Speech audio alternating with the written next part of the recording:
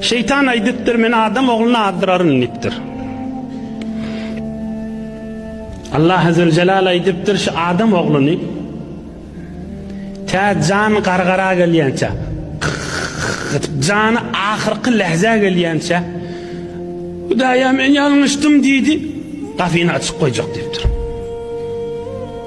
Ta can qarqara gelýänçe, ýani bir sagatdan can berjek, ýok, bir dagygadan can berjek, ýok, ahirki lehzelerine. Ýöne häzir ölüm görünen akda. Häzir qarqara baran akda. Ahirki lehzesine baranak. Canı bilen yanıp Hudaýa men ýalňyşdym diýse, meni bagşla diýse, gafyny açyk goýjak diýipdir. Ta ahirki can qarqara barýança. Bila bir. Her hatsan Rabbim eýäm diýipdi, dilese menden dünýesinni berer, ne ahiretini berer diýipdir. Hiç boş gaýtarjak däl diýipdir adam oğluna. Her hatsan Hudaýa meni bagşla, men ýardygym öt, men günahkar boldum diýse, meni günäsini geçecek diýipdir.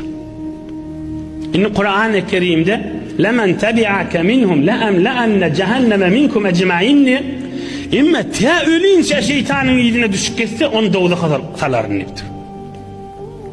Ta ahir gatrat, ahir janyny çeli.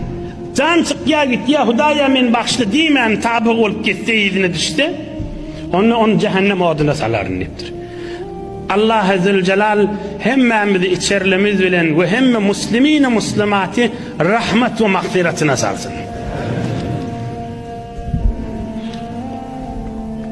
Allah Azze Celal şeytanın cevabına Adam oğlunun tövbe kapsını açık koydum diyordur. Şeytanın paltasını daşa vurmadan çürüyüm. Ay men günahımken men ya bir tofor fakir ay diye bir toforlan kefini eşitiptir ya şeytan vasvas etiptir. Ay men ahiretim yok bana diye. Ahiretin var sana. Şeytan ay diye ahiretin yok deyip. Şeytan galat ay diye Allah lanet etsin onu. Hudaýa diye sen ahiretin var diye. Bir tofor fakirli ağzını da getiriyedi. Ay men ahiretim yok diye. Kim ay diye ahiret yok diye. Allah ay diye ahiret var diye sana diye.